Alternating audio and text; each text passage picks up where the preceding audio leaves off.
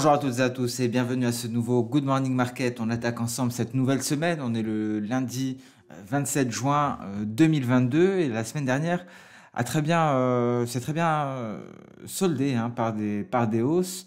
Ça a été marqué donc par un retour de l'appétit pour le risque. Alors les données économiques qui ont été publiées au cours de la séance de vendredi ont bien sûr contribué à cette amélioration du sentiment. On a pris connaissance des ventes de logements neufs qui ont dépassé les attentes en mai.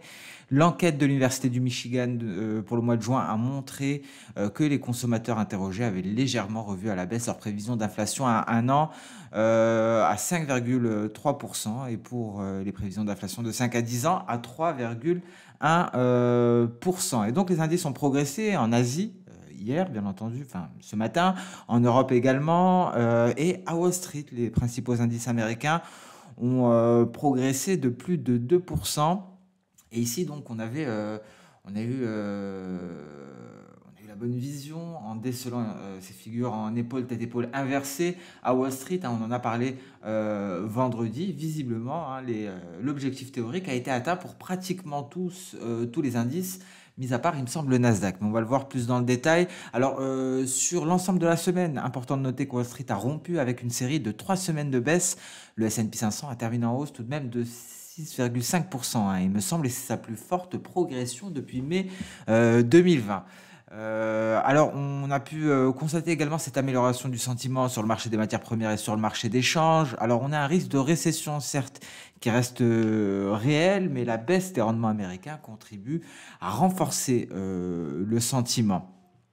On notera également que Jérôme Powell a déclaré que les résultats de l'enquête indiquent une hausse des anticipations d'inflation, indiquant une hausse des anticipations d'inflation était l'une des raisons pour lesquelles la Fed avait décidé de relever ses taux de 75 points de base au lieu de 50 points de base. Alors la situation ne s'est pas avérée aussi défavorable et donc les marchés monétaires ont réduit leur pari sur une prochaine hausse de 75 points de base lors de la réunion de juillet. Donc on tend de plus en plus pour une hausse de 50 points de base pour le mois de juillet. Alors on notera tout de même que le FMI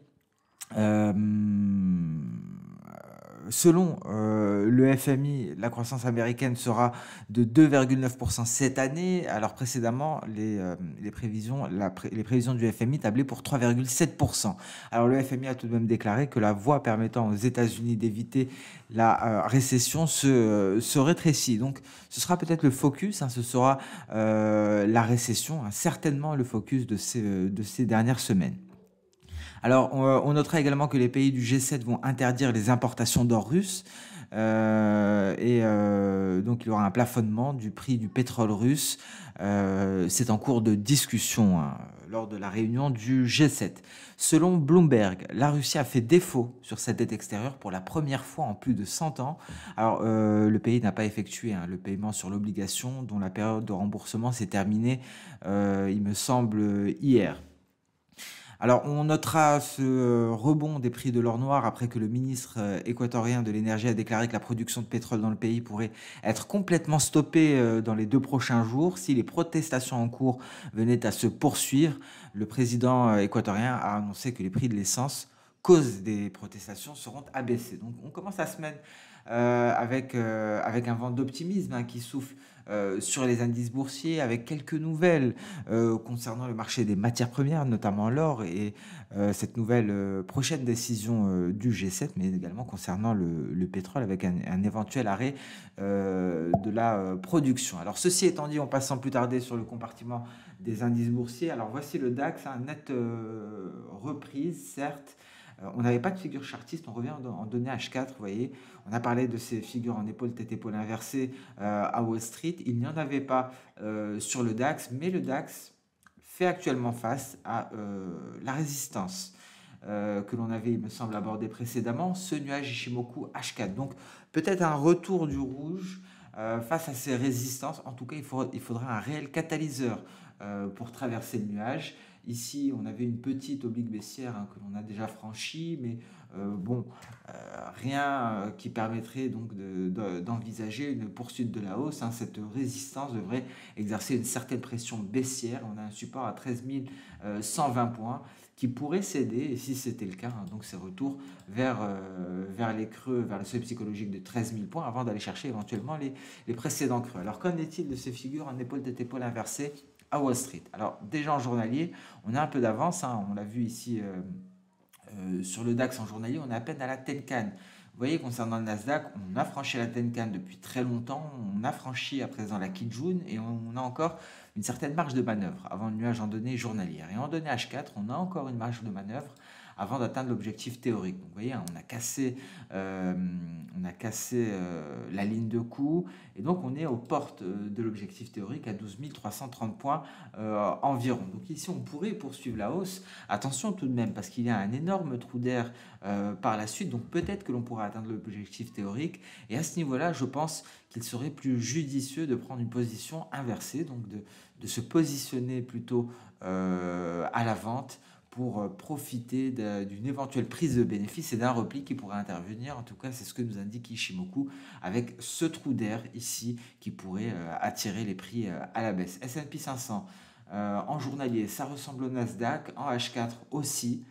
Cassure de la ligne de coup de la figure en ETE inversée qu'on a abordé vendredi. On est aux portes de l'objectif théorique et on aura un trou d'air assez conséquent par la suite. Donc à partir du moment où on attend les 3970, on se rapproche, même si on arrive à se rapprocher des 4000, le risque sera encore plus grand de voir un repli. Donc ici, on a une zone de risque à 3970 jusqu'à 4000 points. À ce niveau-là, on pourrait assister à des prises de bénéfices, donc prudence. Le Dow Jones, c'est pareil, vous voyez, avec un objectif théorique qui a largement été atteint. Ça nous a tout juste permis de sortir par le haut du nuage.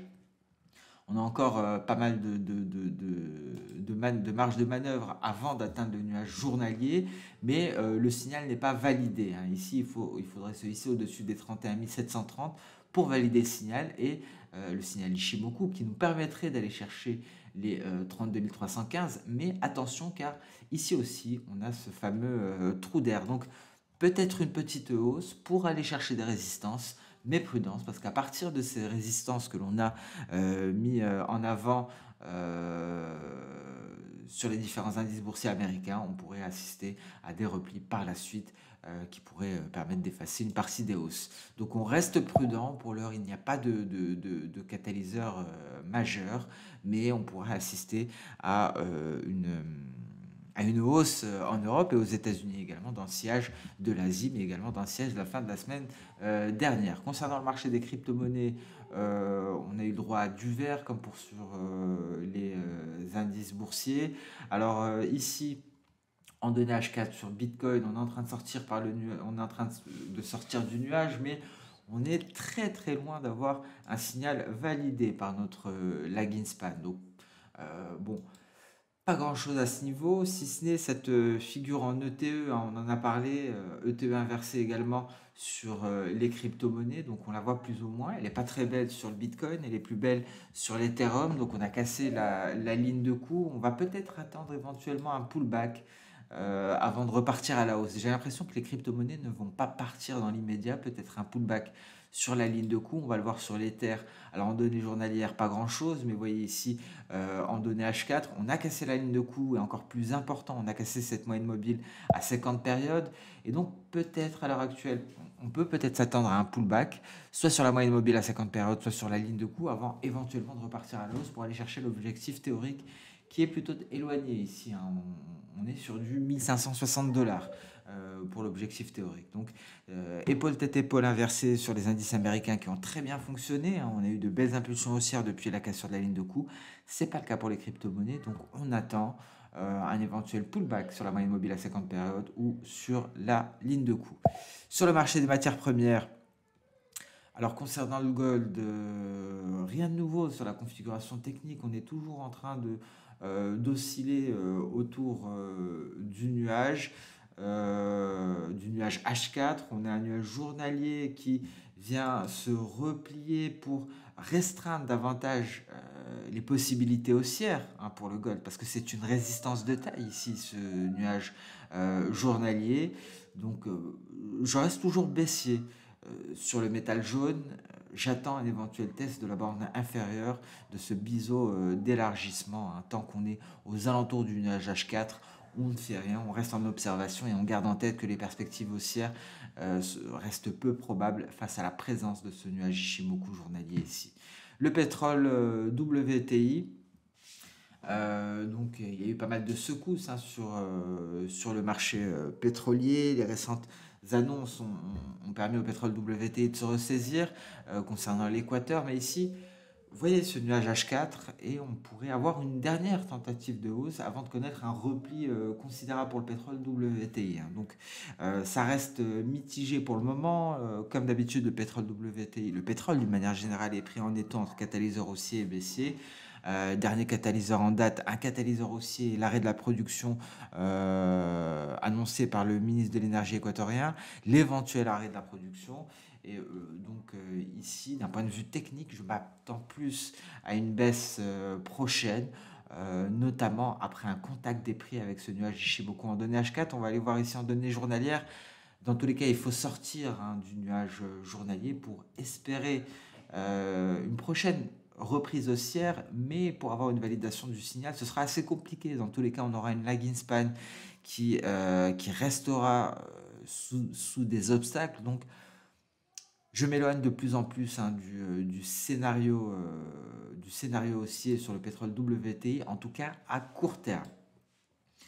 Très intéressant le blé, on a atteint ce niveau qu'on avait mis en avant. Donc là, on y est. On avait mis en avant ce niveau-là, c'est un niveau d'achat pour le blé. On y est très précisément. Je ne pense pas que cette zone va être cassée. Alors, si elle est cassée, effectivement, dans ce cas-là, ça nous éloigne grandement du scénario de reprise après avoir atteint l'objectif théorique d'une figure en épaule-tête-épaule. Donc, à suivre avec attention, je pense que les prix du blé pourraient décoller très prochainement et on va le suivre de très près.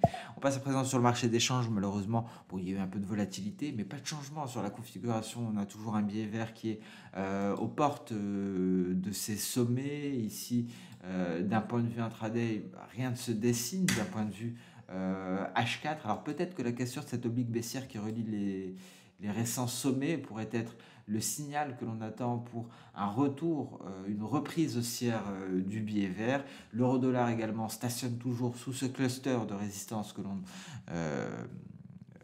pointe du doigt depuis de nombreuses séances. J'ai toujours la même vision, hein, sur le marché d'échange, notamment sur le billet vert et sur l'euro-dollar. J'attends un repli de l'euro-dollar un repli qui pourrait s'accélérer si on venait à casser les 1,04 80, et donc on pourrait aller chercher le seuil psychologique des 1,04, voire se replier pour aller chercher les 1,03 80 sur l'euro-dollar. Mais pour cela, il faudrait un décollage du billet vert, décollage qui pourrait être amorcé lorsque l'on viendra casser cette oblique baissière qui relie les différents sommets.